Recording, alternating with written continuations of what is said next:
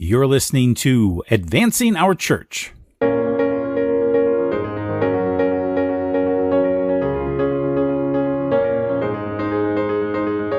Welcome to Advancing Our Church, a Changing Our World podcast about Catholic stewardship, leadership, and advancement. And I'm your host, Jim Friend.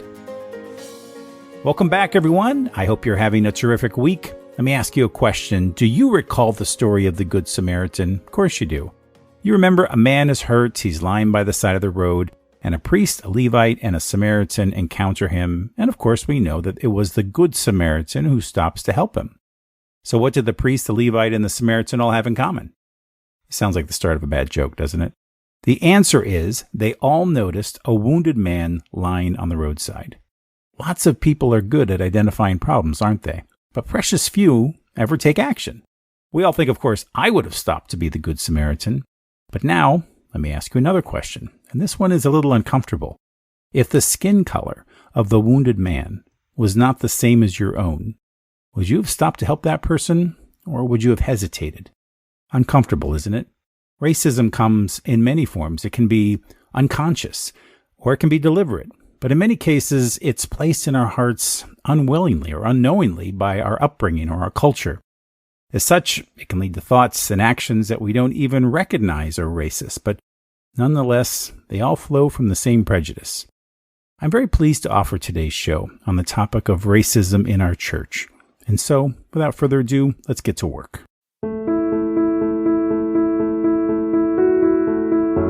Today, I'm very pleased to welcome Father Christopher Walsh. He's the pastor of St. Raymond of Penafort in Philadelphia. Father Chris and I discuss the subtleties of racism, what the church teaches, and how Father Chris has worked to create an inclusive and welcoming environment at his parish that has led to evangelization efforts that have reached far beyond his parish boundaries. This is a show that I have wanted to do for quite some time, but I wasn't exactly sure how to approach it. And I wanted it to be a meaningful conversation with somebody who has a lot of experience in overcoming these boundaries. And so you may notice that at times during this conversation, I may be uncomfortable in the way I'm wording things because I'm trying to be so very careful. But know that it comes from a place of love and respect. And I have tremendous love and respect for Father Chris and the work that he has done with his parish. And I think that you're going to learn as much as I did about how we can all overcome these boundaries and these uncomfortable places within ourselves. So without further ado, here's Father Chris. Okay, well, welcome to Advancing Our Church. Welcome, Father Chris. Great to have you on the show today. Thank you so much, Jim. It's a pleasure to be here after listening so many times and knowing you for these years that we were able to make this happen. Oh, thank you. I appreciate you saying that. Father Chris, for our listeners, has been my spiritual director for a little over a year now, I think. And so I've had the great pleasure of getting to know him and learning more about his ministry, which the more I know about you, and then the more I started to read it and do some other exploration, the more different organizations that you're a part of. It's really so impressive. I don't know when you sleep, but it's great to have you here. And so what I'm going to do, just for the sake of our listeners, is give a little bit of an intro, a little bio, and then we'll go into our conversation today. So Father Chris Walsh is the pastor of St. Raymond of Penafort Church in Northwest Philadelphia, where he has served for over 13 years. He is a professional consultant also with St. John Vianney Center, providing religious workshops and convocations for clergy and religious across the country. He serves priests throughout the United States and Canada in leadership formation, also through the Catholic Leadership Institute. And he provides regular reflections on his parish's YouTube channel, which is growing steadily, the viewers, which is also viewed just around the country. And he provides spiritual direction. Prior to being at St. Raymond's, he was the school minister at Archbishop Wood High School, as well as a parochial vicar at Our Lady of Ransom. Raised in Chester County, he was a graduate of Bishop Shanahan High School. He has a BA in sociology from Temple University and a Master's of Divinity in systematic theology from St. Charles Borromeo Seminary. Father Chris received training in the spiritual exercises at the Jesuit Center at Warnersville and has preached retreats and days of recollection throughout the country. Welcome, Father Chris. Great to have you here today again. Thank you so much. So tell us a little bit about your parish and at St. Raymond. And also, I'd love to hear a little bit about your school. Sure. So this is the parish church that's behind me virtually. I'm not sitting in the choir loft. Our parish was founded the day of Pearl Harbor, December 7th, 1941. Of course, they couldn't build a church because there was no money, there were no resources. The young men from the parish were all heading off to the war. And so they met in a barn. And it wasn't like an old barn that they converted to a church. It was a barn Monday through Saturday. They cleaned the animals out, and Wow. and people sat on bales of hay. And then they built this church in 1948. Downstairs was the first school for a few years, and then a few years later they built. And so I often am grateful for the founding pastor, Father Carney, who's buried on our front yard, who was a visionary leader. The community at that time was mostly Italian and Irish who were Catholic, Mm. but the neighborhood was overwhelmingly Jewish. So one Catholic church, but three synagogues. It's an area that Temple University owned a great deal of property and was actually planning to move out of North Philadelphia up here. They had their football field here, their baseball field, and a lot of property to build buildings, and then decided, I'm told by some pressure from the city, to stay where they were. So that property then became available to be developed, which lots of homes were built. The neighborhood remained Jewish, Italian, Irish through the 1960s, and then as the movement started in Philadelphia, those first post-war suburbs, as folks started moving up, well, everyone sort of moved up. So folks in our neighborhood started moving to other parts of Montgomery County, over to New Jersey, far northeast Philadelphia, bigger homes, more prosperity. And then the folks that were moving in here were increasingly people of color. And so I think our school was almost entirely white in like 1964. Mm-hmm. And then by about 1971, the school was just about entirely African American. And that has continued. The neighborhood would probably be 95% African American.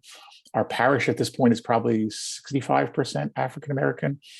We've picked up over the last number of years a lot of Caucasian folks and folks of other ethnicities who worship here, in addition to lots of folks from the Caribbean and Haiti.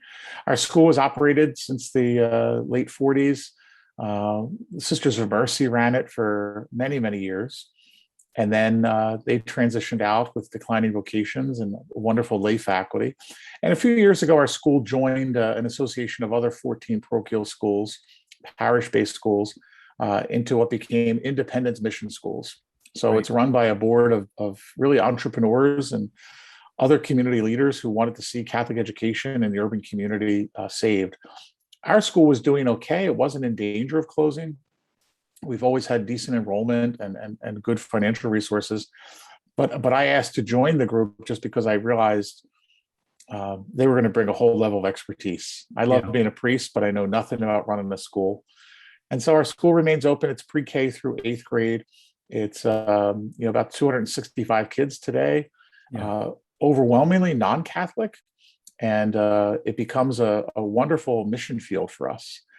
So much of the parish's evangelization efforts are focused on the school and the kids' parents, and particularly focused on 1st grade and 5th grade, reaching out to those parents, inviting them to a relationship with Christ, inviting them to be a part of our church. COVID has put a hurt on that in what we're able to do, but this year we're redoubling the effort. It's still a Catholic school. We had Mass last week. We have a after-school prayer group. All the religious imagery is there. They're taught the Catholic curriculum. And it's a beautiful thing. Even though if kids don't become Catholic while they're in their school, it often happens later. And they certainly have a good experience of receiving love from the church. Mm-hmm. Father, you said it's the Catholic school is a great mission ground. So have you had, I would imagine you've had some conversions, or you've had some folks who have been brought to the church through that? I would say that of our African-American parishioners, somewhere around at least 50%, if not 60%, have become Catholic either because they were in our school or their children were in our school. And we don't have a policy that you can only be here for 3 years and you have to become Catholic. That was a thing that many parishes did years ago.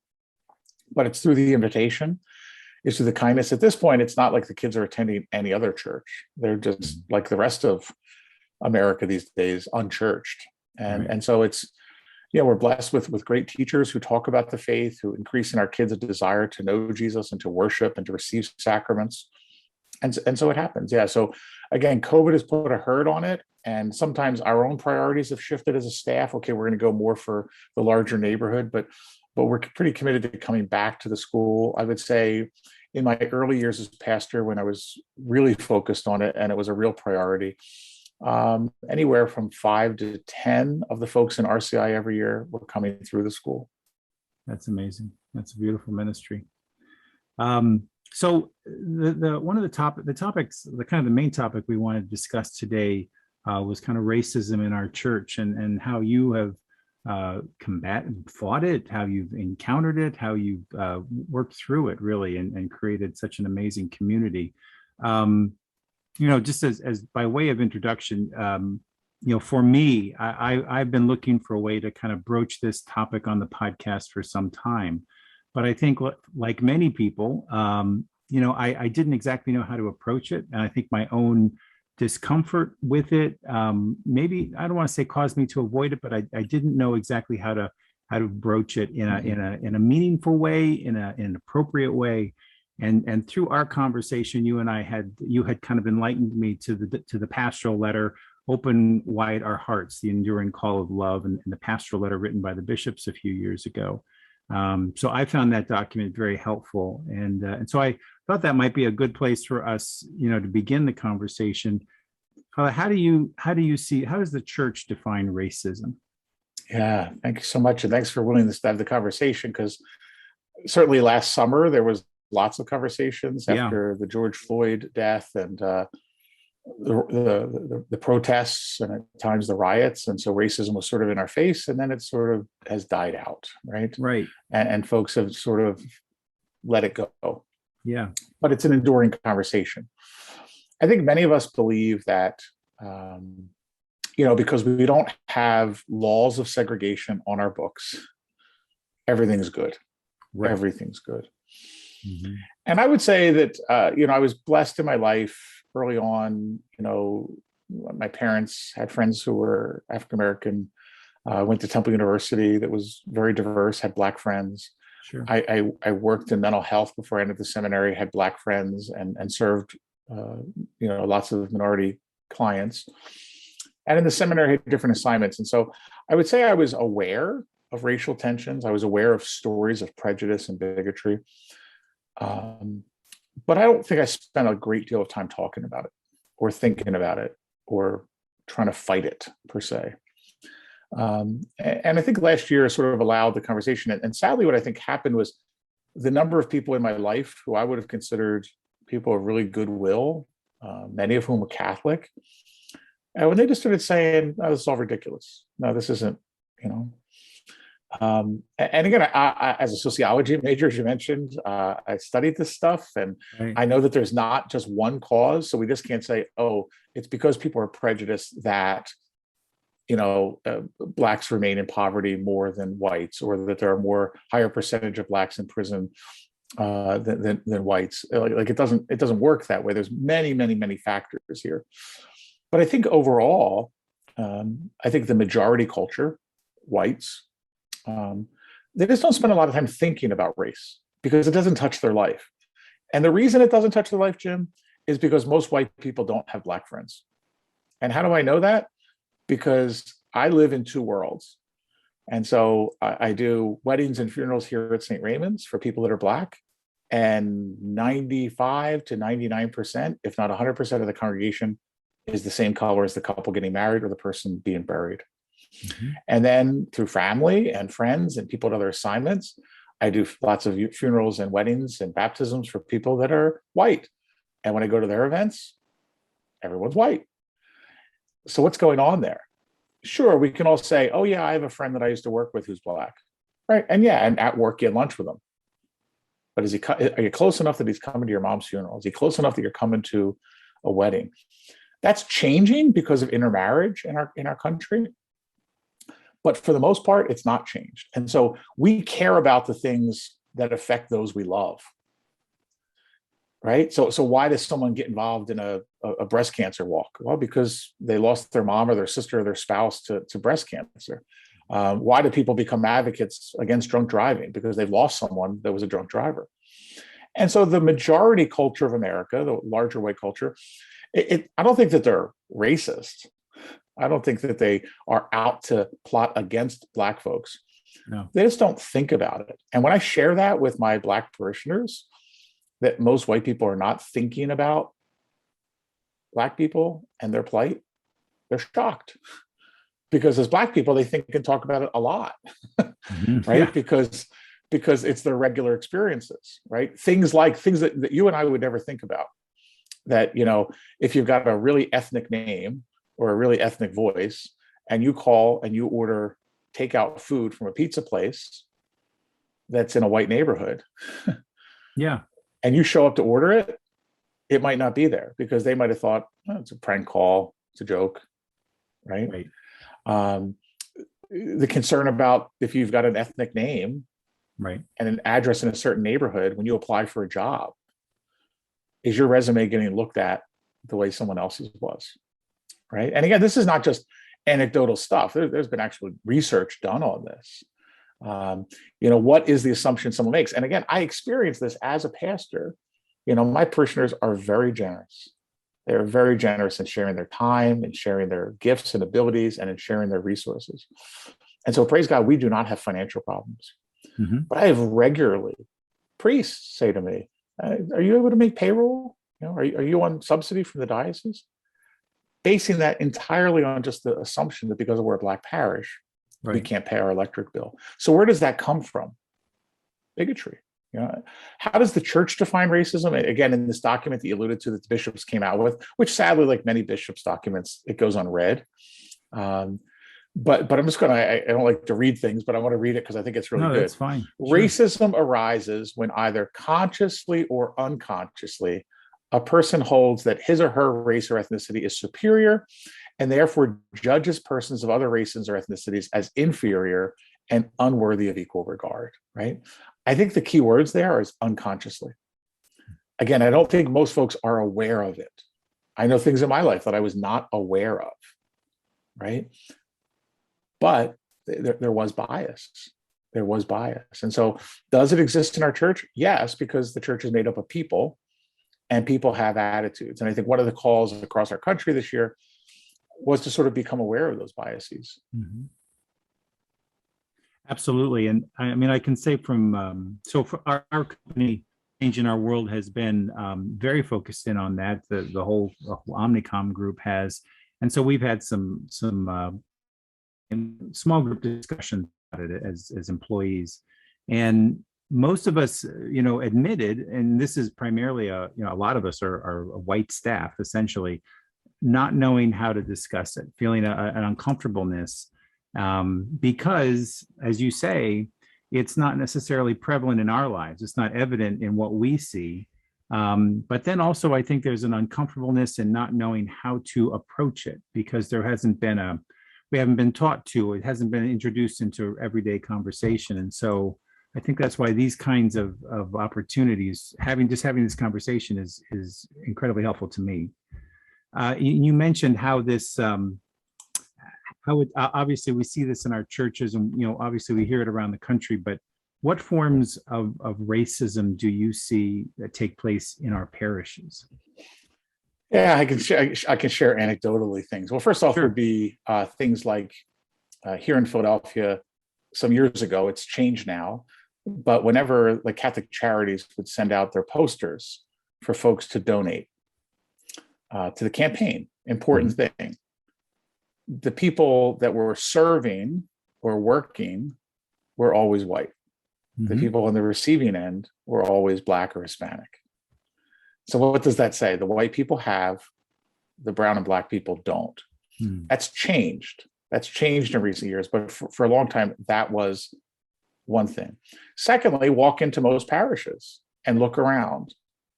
The images of saints in the windows, in statues, they look like you and I.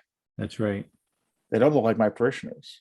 Even when you look at Catholic materials that are out there for Bible studies, for faith study courses, It's only in recent years that folks have become very aware of that. And we regularly contact publishers and say, hey, your material is great, but it doesn't like our kids. Mhm. Right? We're a church and remember, African Americans are a small number, right? We're 7 to 10% of the Catholic population, African Americans. So it's a small number, 5 to 7, I'm sorry. There are more Black Catholics, however, than there are Episcopalians in the United States. So it's not an insignificant number. But Hispanics across the United States, 50%. So 50% of your Catholic market has brown skin, and yet you're putting out prayer books and picture books with all European kids. Right. Now, again, publishers have responded. Publishers have realized, okay, wow, yeah, I didn't think of that. I have parishioners who will go on vacation up in the Poconos, down the shore, and they'll go to a parish that's not here, and they go for communion, and they'll be stopped, not usually by a priest, but by a Eucharistic minister. Are you Catholic? You didn't stop anyone else. Right. You didn't stop anyone else. Or someone who is a Catholic and has a conversation about their faith, the presumption is that they were once Baptist. Like, again, no one asks me, am I a convert? But the presumption is that an African-American Catholic is going to be a convert.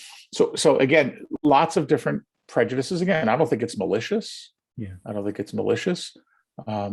It's but unconscious in some ways, right? Isn't it? It's almost subliminal. Yeah. Yeah. It's again, that's where ingrained.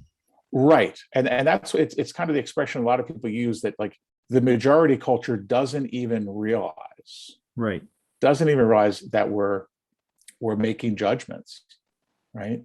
And again, it's been a great learning tool for me, because what's normal in America is often what's normal for the majority.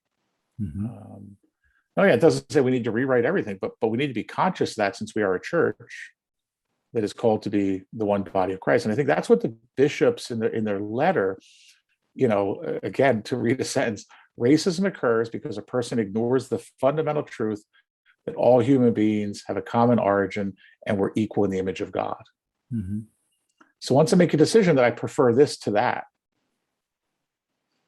I'm saying one is greater, one is lesser. And sadly, there have been studies done even among children of color, that when they're given an opportunity to pick a doll, they'll pick something with lighter skin. How do they pick that up? It's almost in the air we breathe. They feel it's more socially acceptable. Yeah, exactly. Yeah.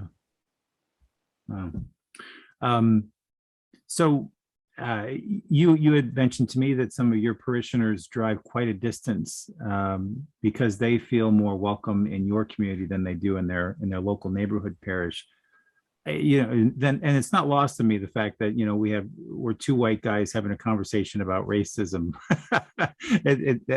I was reflecting on that even before we started recording today. But I feel comfortable having this conversation with you because of our relationship, and because I know that you have so much experience on that. I wanted to tread lightly and do this in the right way. So I apologize if having this just between two white people is offensive to anybody. I doubt it is, but again, that just goes back to my own ignorance and uncomfortableness in trying to make sure I broach this the right way. But tell me how, or share with us a little bit how, as a white man coming into a primarily Black parish, how did you form this community that has become so tight and drawing people from around the region, not just in your own neighborhood? Certainly that was happening before I got here. My predecessor was a very, very gifted priest, still alive, had spent many years here at St. Raymond's, and had worked in the Black apostolate before that. And he listened, and he encouraged me to listen and to understand the stories. Yeah. Again, just as wherever I've ministered, I tried to do that. And again, this is something that's not unique to the Black community, but should be everywhere we go. I spent the last 2 days out in the Diocese of Saginaw doing a workshop for their priests. Well, Western Michigan, Upper Western Michigan, is a very different place than Philadelphia. Yeah. And so listening to the folks there and listening to those priests and their experiences and their parishes and what it's like to minister, particularly in some of the very rural farm communities, and what life is like there. and a conversation with parents about the pre-sharing that so many of the parents, like their kids have all had to move away. That they might have had 4 or 5, 6 kids, but not one of them lives there anymore. Because they've chosen to be on a farm and they want to stay on a farm, but their kids don't. And that's the story in many parts. Now, again, they're all people who look like me, but that's their unique story. Yeah. And so I think coming here, listening to people's stories, some just their natural stories, their own experiences. Yeah. Many of my parishioners, the older folks, the elders in their 60s, 70s, and 80s, they would have moved here to Philadelphia as late teens, early 20s for work. They would have left the South, at a pretty rough time, arriving in Philadelphia in the 50s and 60s, still before civil rights, and making their way here. Some of the folks were the first Black family to move onto their block. And so talking about what that was like, again, this is not a history book lesson. Sure. But when you're the first Black family that moves on a white block in the late 60s in Philadelphia, it was tough. People made known that they weren't wanting to do that. So hearing that story firsthand, I had a communion call, Jim, when I first arrived here, whose grandmother was born in slavery. Wow. Now, this one was in her 90s.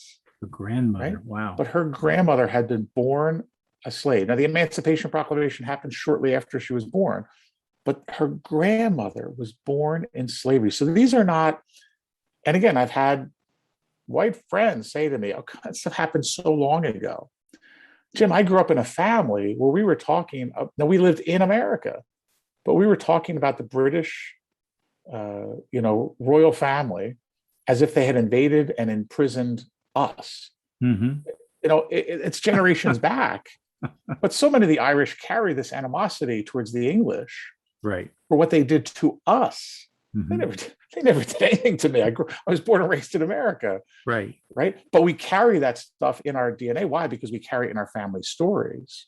Mm-hmm. And so understanding that culture, understanding that food, and there's lots of things we talk about, right, that the folks have to educate me on, whether it's food, funeral rituals, totally different than what I grew up with. Summer gatherings and family reunions and hair products and skin lotions and using wash rags and the list goes on and on and on. Yeah. Because again, by law, for generations, they lived separately. They lived alone. Yeah. And it's just been a tremendous blessing to me to come to know this community as I've been blessed to come to know other communities. Mm-hmm. How has it changed your ministry, or how does the ministry look that might be different at another parish?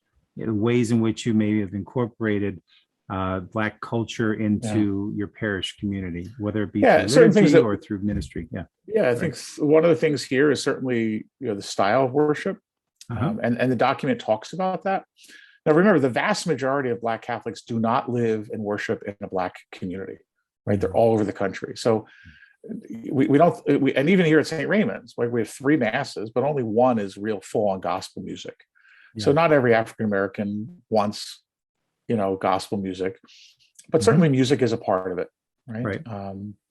And just like every other ethnic group, right? There's a style of music. Right.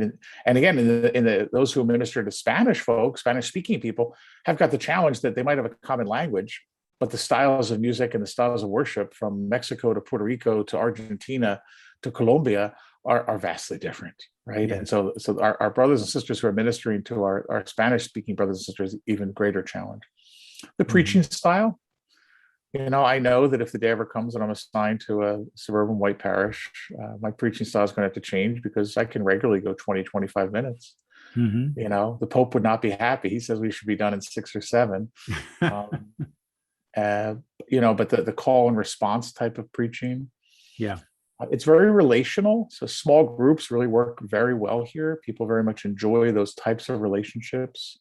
And again, raising up, in our church, we've got lots of images of Black saints. We celebrate the Black saints. We talk about people from Black history that are raised up and to make that my normative examples, right? And again, it's the humility to accept that. One Sunday, I gave an example of 3 people. I don't remember the topic, right? But the 3 people I gave were all white men. Okay. And an African-American woman approached me after Mass and said, "Father, I know they're all great examples, but not one of them looks like me or my family." Well, before the 10 o'clock Mass, I went back and found 3 examples that fit the congregation I was talking to. So again, I slip into it sometimes. I'm just not even conscious myself. And so I'm just so grateful for the reminder. Well, that's part of coming to it with an open heart. You can accept that feedback and not take it as a criticism of you, but as just feedback, and you took it in a constructive way. So I mean, so often I'm sure people will receive that kind of feedback and get very defensive, and then maybe curl back and not just do a little self-examination and pray about it and let it see where it takes them, you know. Jim, I had an experience, my first assignment at the parish in Northeast Philadelphia, where the deaf community met for Mass. And once a month, there was a priest there who would sign the Mass, but the other 3 weeks, there was interpreters. You start to pay attention to how often you say things like, "Listen, do you hear me?" Oh, wow. When you're speaking to 40, 50 deaf people. Exactly. Not the right phrase. And similar here, right? Yeah. It's a really strange place to preach about 4th of July. Oh my, yeah. Because on July the 4th, 1776, folks that look like most of my parishioners were not free. That's right. There wasn't any independence, right? That's what Juneteenth is about, right? Right. That it took almost 100 years more. Or even when the gospel talks about prefer light to darkness. Is darkness bad? Right. Well, how is a 9-year-old girl who's got very dark skin hearing that? Yeah. Right. So again, it's just a filter to know your audience, right? I'm not preaching to everyone. I'm preaching to this community who's sitting in front of me, right?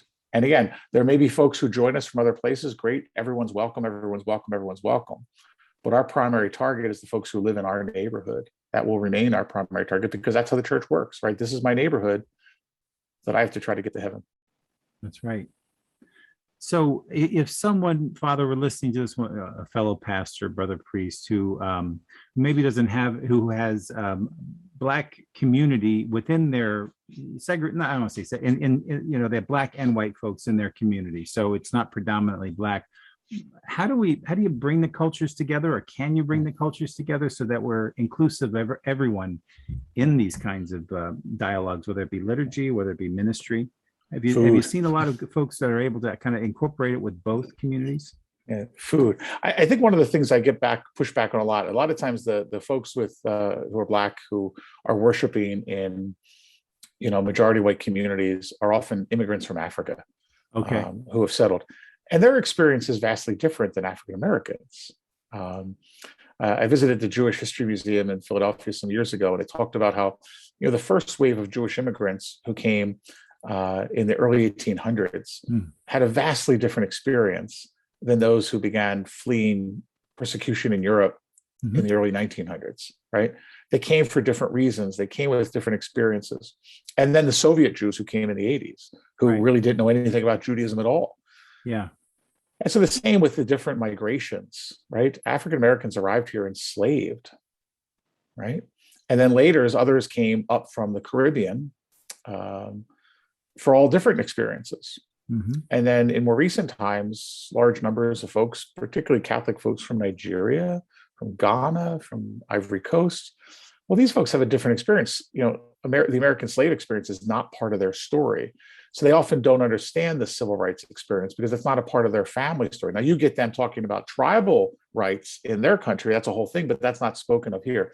So I think, first off, recognizing who people are and where they're from, right? And getting to know their story, just like we should with every Christian.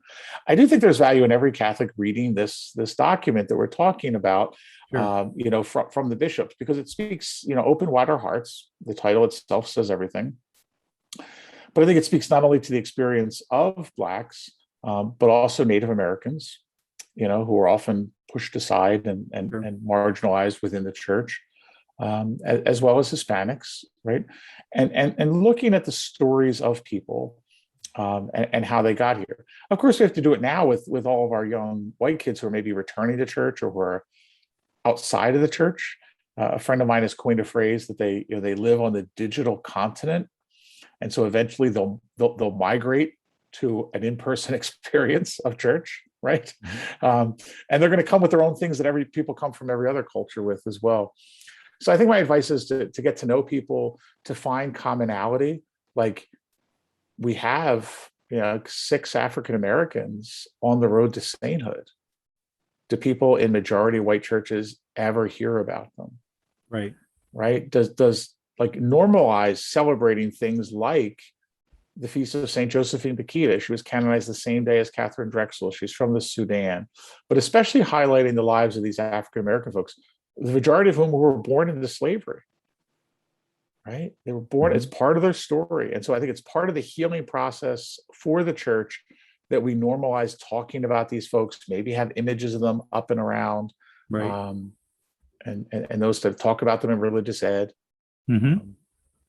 Absolutely. And just doing some of my research, there's a lot of great resources out there to begin that dialogue. There's one from a group called Just Faith Ministries, where they take you through a series of questions and meetings and discussion around it. I saw that the USCCB has some great links and resources, and I'll make sure that I leave some links to that on the show notes of this episode.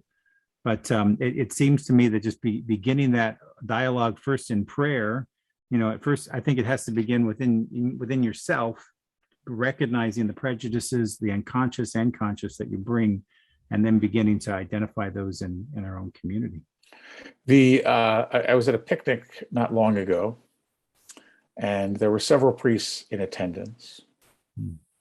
And when the picnic was winding down, the family whose house it was at said to me, "Father, we're going to pack up some food for you, for you to take back to your parish." Now, they've never visited my parish. I don't know if they visited the other 2 priest parishes. I said, okay. And I pulled the husband aside, not publicly, and I said, "Why do you want to send food with me?" And he said, "Well, people in your parish are hungry." I said, "What do you want me to do? Just go knock on random doors and offer people leftover hamburgers?" I said, I don't have people living on the street. I don't I'll take it because I know someplace to use it, or I'm going to eat it myself. But you didn't offer it to those 2 guys. Right. They've got hungry people, and their hungry people are everywhere. Why did you pick mine? Yes. And he said, "Well, I know you're at a Black parish." And I said, "Don't assume that because we're a Black parish, there are people who are, incapable of getting food for themselves." Right. And he apologized, and I said, "It's okay." And I said, "I don't want to embarrass your wife, so I'll take the food, and it will get used. But be conscious that you should have offered it to all 3 of us, or offer it. Don't say you're taking it." So it's that journey, and you're right. It starts with each one of us saying, "Lord, reveal this. Lord, if there is bigotry in my heart, right? If there is prejudice in my heart, reveal it to me. Reveal it to me in my attitudes, in the comments that I say." And I think that begins a long healing process for us. Well, and you had mentioned to me a while back that people have come to visit your parish and they've said, "Oh, I didn't realize it was so beautiful here." Another great example. Yeah, someone made a comment not long ago. "Oh, the church is so clean." Well, do you make that comment when you visit other churches? Well, Right. Again, there's an implicit bias that they're unaware of, and I think it's an act of charity to make them aware of it, right? If I would tell them that they had toothpaste on their cheek, why would I not tell them in a similar discreet and kind, gentle way that what they're saying is implicit bias? Right. Exactly. So just switching gears here for a moment, I know, Father, you've done a lot during the pandemic in trying to keep your parishioners engaged, and I'm always amazed. Your YouTube, you have one of the most active YouTube channels, I think, for a parish, and I saw you just recently broke 1,000 subscribers, which is tremendous, and now you get to go live on YouTube, which is very cool. But can you share with us some of the ways in which you've kept your parishioners engaged throughout this pandemic? Maybe some of the ways in which your ministry changed and evolved a little bit. We were blessed, Jim, in that we had started live streaming some years before, and I will humbly admit it was not my idea, and I was against the idea. Yep. But it was particularly to guys they're now in their 40s. They were in their 30s then, who just kept telling me, Father, we need to go this way. It's the way of the future. And I would say pre-pandemic, we would probably average 25 to 50 people watching on live stream. Yeah. They were probably sick. They were out of town, whatever. And then during the course of the week, another 50 would watch. Right. We used it for Bible study, those types of things.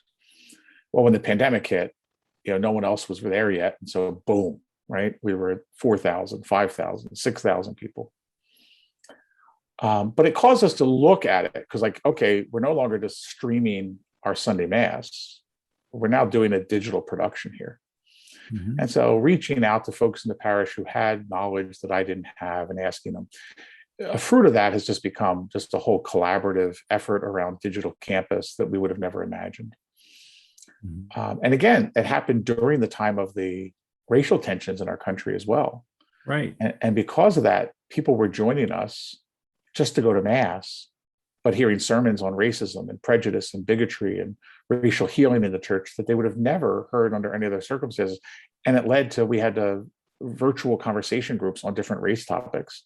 And folks saying, I would have never done anything like this, but because I'm worshiping on Sunday, I decided to join, and that kind of stuff. We did the daily YouTube video. Now I'm trying to do it 2 or 3 times a week. Knowing that not everyone's online this way, they're not all doing podcasts and webcasts. We also initiated a call to prayer at noon, an old-fashioned pick up the phone and dial in. Nice. And the deacon and I alternate, and we lead people in the Angelus and praying Psalm 91 and some intercessory prayer, and we tell a joke and we make any announcements about what's going on. Mm-hmm. Because we were driving people to our website so much, we realized we needed a new website. So during COVID, we revamped the whole website and made it more user-friendly, and again, a link to the digital campus. Again, for the yearning for in-person, we had communion services every Sunday with limited numbers of people, so people could still receive the Eucharist all through the pandemic. Mm-hmm. We had drive-through prayers, so people could pull up in their car and Jesus was exposed at the front doors of the church that were open. I was available in the lobby for confessions, which was a strange experience. I mean, eventually we'll look back on this, and I've had some conversations with folks here who have a strong background in history, like, how do we catalog this? And so we've saved some of the decals that we had put on the floor, like 6 feet distancing and all of that, because it is important, because it was a heck of an 18 months in church history. Of course, now we're in this mode of how do we get people back? We're right. Probably at 50 to 60% of Sunday attendance. Some of the folks, it's the kids and wearing masks and some fears there, which I get. So we continue to make phone calls. We've done that all through the pandemic. My staff is just amazing and continue to reach out to people. We've upgraded a data system at this time also. So that's another reason for why we're making phone calls, just to touch in with people and see how they are. So it's just been a multi-pronged approach with an amazing staff and parishioners stepping in all sorts of ways to say, how do we stay connected? How do we be who we are called to be? So it's just been an amazing experience. I wouldn't want to go through it again, but there's been lots of learning that probably could have only happened because of a pandemic. It does seem as though, in talking with different priests and people at the diocesan level, that it helped us to get to a place where we needed to be technologically, so to speak, with the website. And by the way, your new website is beautiful. We'll leave links to all that, the YouTube channel in our show notes. But it is amazing. It helped us kind of move off the dime on a few things, whether it be electronic giving, whether it be more access to parish activities online, or like you're saying, even people can dial in on the phone for prayer. I love that. So simple. I mean, everybody's got access to a conference line these days. Mm-hmm. So yeah, I think that question of, what is our goal, mm-hmm. and how do we get there? It's mm-hmm. basic pastoral planning, but invited us to sort of do that. At the same time, I was chaplain of a high school, and these are kids who don't go to Mass usually. Mm-hmm. And so the idea of making them go to Mass online wasn't really going to fly. And so we found other ways of doing it. Mhm. We did our own version of a living stations, where I had a group of students who were in person, dressed up as the characters in the station. We took pictures of them, and then we did stations across and just sharing the screen. And it was Nice. amazing, the feedback, right? Why? Because they were seeing their friend dressed as Jesus. You happen to be the basketball team star, Clever. but students were reading the reflections, right? I'm not sure we've done it that creatively in person, Hmm. but being online forced us to really rethink things, right? How to pray the rosary in a way that was engaging kids, virtual May processions. Hmm. Um, and it was awesome. Do you get over to see your alma mater across the street to Bishop, or not across the street, but over at Bishop Shanahan very often? I have not been there for some time. A friend of mine was the chaplain there, so we'd get in there. But my Yeah. parents are both deceased, and so I really don't get out to Shanahan a whole lot. Hmm. Stay in touch with friends on Facebook, but there and Temple are certainly part of my history, but unfortunately not much a part of my present day life. Yeah, absolutely. Well, Father, thank you so much for being on our show today. This has been just a tremendous education for me, and I'm sure for our listeners. And if they'd like to continue the dialogue or get in touch with you in some way, how can they reach you? Yeah, they can find my email on the website, or Father Chris Walsh. It's FRCHRISWALSH@gmail.com. Wonderful. And thank you again. And thank you for all you do for the church, for me personally, and for all of us. So God bless you. Thank you. Amen. To God be the glory. I want to thank Father Chris for being on our show this week. Again, Father, you are a mentor to me, a spiritual director, but also a friend and somebody I look up to. And I'm so grateful that you came onto this show to really discuss an area that we all need to look at, an area that we all need to grow in. It was educational and inspiring for me, and I'm sure for all of our listeners. And for more information about the resources that we discuss, please visit the show notes of our episode page. And for the full video presentation of this episode, please visit our homepage at advancingourchurch.com. Well, that's our show this week. Many thanks to the Changing Our World podcast team and the Pastoral Studios for another great show. And once again, if you'd like to check out our daily prayer video, please visit my wife's webpage at kristinscrosses.com. And if you'd like more information about our podcast, please visit us at advancingourchurch.com. Follow us on Facebook, Twitter, or Instagram, or YouTube. Advancing Our Church is a production of Changing Our World, and we are a fundraising and social impact consulting firm that has been advising both nonprofits and corporations for more than 2 decades. For more information, please visit us at changingourworld.com. Well, that's it for me, everybody. Next week, I am proud to introduce members of my diaconate class, and we're going to have a roundtable discussion on the ministry of the deacon. I'm so excited about this. I hope you'll join us. Have a great week, everybody. Take care and God bless.